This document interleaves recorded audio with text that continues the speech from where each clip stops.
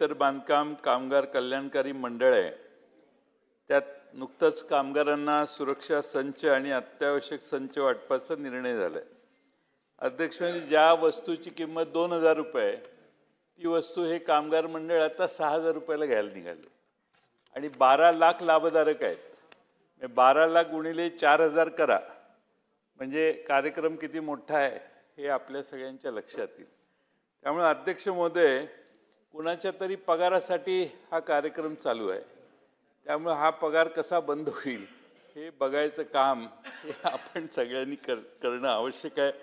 अध्यक्ष महोदय, जनतेचा पैसा आहे, त्यांना आपण डीबीटी मोदी साहेबांचा आदेश आहे की सगळ्यांना अकाउंटवर पैसे द्यायचे, तर ते जे सगळे लाभधारक असतील त्यांना अध्यक्ष महोदय कंत्राटदाराला योजना राबवण्यापेक्षा त्या कामगारांना त्यांच्या खात्यावर पैसे वर्ग करा, त्यांचे ते काय घ्यायचं ते घेतील।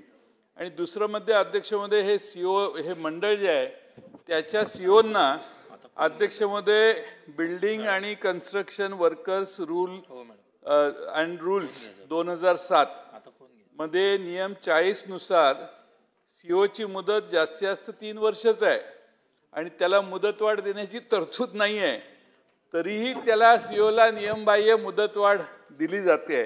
अध्यक्ष महोदय, चांगला एखादा नवीन सीओ फ्रेश सीओ घ्या, मुदतवाढ संपलेल्याला आणि तुम्हाला अधिकारी नाही कायद्याने, अधिकार नसताना त्याला मुदतवाढ देणं हे अध्यक्ष महोदय चुकीचं आहे।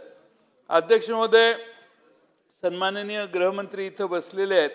महाराष्ट्र शासनाने ई चलन प्रणाली सुरू केलेली आहे आणि राज्यातील वाहतूकदारांना शिस्त लावावी भूमिका आहे। सध्या एक वेगळा प्रकार दिसतोय, जाईल त्या नाक्यावर वाहतूक पोलीस नाहक वाहनावर मोठमोठ्या रकमेची ऑनलाईन दंडाची आकारणी करतात। अध्यक्ष महोदय, मोटर परिवहन कायदा कलम 132 नुसार पोलीस उपनिरीक्षक पेक्षा कमी दर्जाच्या अधिकाऱ्याला वाहनाची कागदपत्र तपासण्याचे अधिकार नाहीत। असे असताना सर्रास पोलीस कॉन्स्टेबल हवालदार देखील कागदपत्राची मागणी करतात, वाहतूकदारांना त्रास देतात।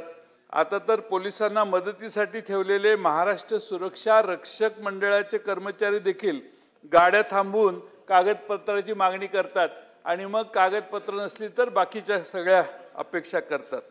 अध्यक्ष महोदय, शेजारचं गोवा राज्य आहे, प्रमोद सावंत साहेब तिथं मुख्यमंत्री आहेत, ते असंच चालू झाल्यावर पर्यटनावर परिणाम व्हायला लागला आणि हे पर्यटनावर परिणाम व्हायला लागल्यावर अध्यक्ष महोदय त्यांनी सगळंच बंद केलं। आता गोव्यात कोणत्याही चौकात पोलीस ई चलन लावू शकत नाहीत, जिथं ई चलन आकारले जातील तिथं एक वरिष्ठ अधिकारी उपस्थित असतो तरच ई चलन आकारलं जातं। अध्यक्ष महोदय, शेजारच्या राज्याने केलंय, आपणही त्याचा वापर करावा। राज्यातील जवळपास 10 पेक्षा अधिक संघटनांचे प्रतिनिधी या संदर्भात आझाद मैदानाला 19 जून 2025 पासून धरणे आंदोलनाला बसलेले होते। तसेच 1 जुलै 25 पासून मध्यरात्रीपासून बेमुदत चक्का जाम आंदोलन सुरू केले। आता आंदोलन तात्पुरतं मागे घेतलंय। अध्यक्ष महोदय, खरंच त्या वाहतूकदारांना जाच आहे। मला खात्री आहे तरुण होतकरू आणि स्मार्ट गृहराज्यमंत्री सगळ्या राज्यातले ई चलन रस्त्यावर गाड्या थांबवून ट्रक आणि बाकीच्या यांना दंड करण्याचा उद्योग थांबवतील असा मला विश्वास आहे।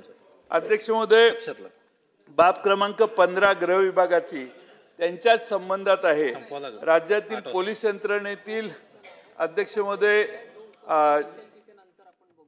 गृहबांधणी अग्रिम गृह कर्ज आपण देतो। अध्यक्ष महोदय, ऑगस्ट 2023 पासून ते आजपर्यंत सगळे अर्ज पोलिसांचे म्हणजे पोलीस गृह कर्ज प्रलंबित अर्जाचा पोलीस अंमलदारांना आपण हे गृह कर्ज देतो। अध्यक्ष महोदय, सगळ्या बँकांना सांगून गृह कर्ज सरसकट वितरित करावं, ते आपल्याकडे नोकरीलाच आहेत, त्यामुळे त्यात अटी वगैरे वेळ लावण्याची अर्थ नाही। आतापर्यंत आलेले सगळे अर्ज हे आपण निर्गमित करावेत आणि सगळ्यांना पोलिसांना गृह कर्ज देण्याची पुढाकार घेऊन आपण बँकाच देणार, आपण काय देणार नाही। अध्यक्ष महोदय, खरं म्हणजे पोलीस यंत्रणेतील बदल्यांचे निर्णय रखडल्यामुळे अनेक पोलीस अधिकारी सध्या तणावात आहेत। बदल्यांची प्रतीक्षा करत असताना त्यांचे कुटुंबीय अस्वस्थ आहे। ते विशेषतः मुलांच्या शैक्षणिक जीविताच्या काळजीत आहेत, कारण जुलै उजाडला तरी शाळेतले प्रवेश रखडले आहेत. अध्यक्ष महोदय, माझी विनंती आहे की पोलीस अधिकारी कर्मचाऱ्यांच्या बदल्या या देखील त्यांच्यावर दया करून लवकरात लवकर जर सरकारने केलं तर बरं होईल. अध्यक्ष महोदय, मी थोडाच वेळ घेणार आहे. 3च बाबी आहेत. बाब क्रमांक 192, विद्युत मंडळामध्ये पूर्वी रोजंदारी कामगार म्हणून भरती करण्याची पद्धत होती. ती पद्धत सुरू करून पगारावर सर्व कंत्राटी, आउटसोर्सिंग व सुरक्षा रक्षक कामगारांना सामावून घ्यावे. अध्यक्ष महोदय, कंत्राटदार विरहित विनाअट सेवेत सामावून घ्यावे किंवा रोजंदारी कामगार या पदावर सामावून घ्यावे. अध्यक्ष महोदय, नितीन राऊत साहेब या खात्याचे मंत्री होते त्यावेळी तिन्ही कंपन्यांमध्ये सरळ सेवा भरती शासनाने केल्यानंतर कोणताही 20 कंत्राटी कामगार कामावरून कमी होणार नाही असा सकारात्मक अहवाल त्यावेळी दिलेला होता. अध्यक्ष महोदय, तेलंगणा, मध्य प्रदेश, दिल्ली, राजस्थान, ओरिसा, पंजाब या ठिकाणी कंत्राटी कामगारांना कायम करण्यात आलेलं आहे. अध्यक्ष महोदय, कंत्राटी कामगारांना 20 कंपन्यांमध्ये समान काम समान वेतन आज अखेर देखील देण्यात आलेलं नाही. शैक्षणिक पात्रता नसणारे मात्र 5, 10, 15 वर्षाचे अनुभव असणारे अशी कामगारांची विभागणी करून त्यांच्याकरता वेगवेगळे वेतन श्रेणी करून त्यांना टप्प्याटप्प्याने घेता येईल. त्यामुळे शासनावर कोणताही आर्थिक बोजा पडणार नाही. तसेच इतर राज्यांप्रमाणे आपल्या राज्यातही आपल्याप्रमाणे कंत्राटी कर्मचाऱ्यांना कायमस्वरूपी रोजगार उपलब्ध होईल. तरी अध्यक्ष महोदय, माझी विनंती आहे की आपण सरकारला निर्देश द्यावेत आणि या पद्धतीनं कारवाई करावी अशी त्यांना विनंती करावी. अध्यक्ष महोदय, कृषी खात्याचे मंत्री नाही आहेत इथं, राज्यमंत्री तुम्ही आहे कृषी खात्याचे. ते शेवटचे 2 मुद्दे मांडतो अध्यक्ष महोदय. बाब क्रमांक 45ला जोडून बाब क्रमांक 42. अध्यक्ष महोदय, शासकीय हमीभाव योजनेअंतर्गत ज्वारी मका खरेदी अध्यक्ष महोदय सुरळीत चालू होती. टार्गेटच आपण कमी दिलं त्यामुळे 30 जूनला टार्गेट पूर्ण झालं आणि खरेदी बंद झाली. अजून अध्यक्ष महोदय, विधानसभेत उपस्थित प्रश्न करून ज्वारीची शेतकऱ्यांची जेवढी नोंदणी झालेली आहे तेवढी ज्वारी तातडीने खरेदी करावी अशी सूचना यायला लागल्या. त्यामुळे माझी कृषी मंत्र्यांना विनंती आहे की ज्वारीचा शेतकरी हा काय बागायत शेतकरी नाही. ज्वारी आणि मका करणाऱ्या शेतकऱ्याकडे आपण अतिशय आत्मीयतेने पाहिलं पाहिजे. त्याला खरं म्हणजे कोरडवाहू शेतकऱ्याला पहिली प्रायोरिटी द्यायचं धोरण आत्तापर्यंत होतं आणि म्हणून पुढील हंगाम अध्यक्ष महोदय त्याला आता पुढील हंगामाचा पैशाची गरज आहे.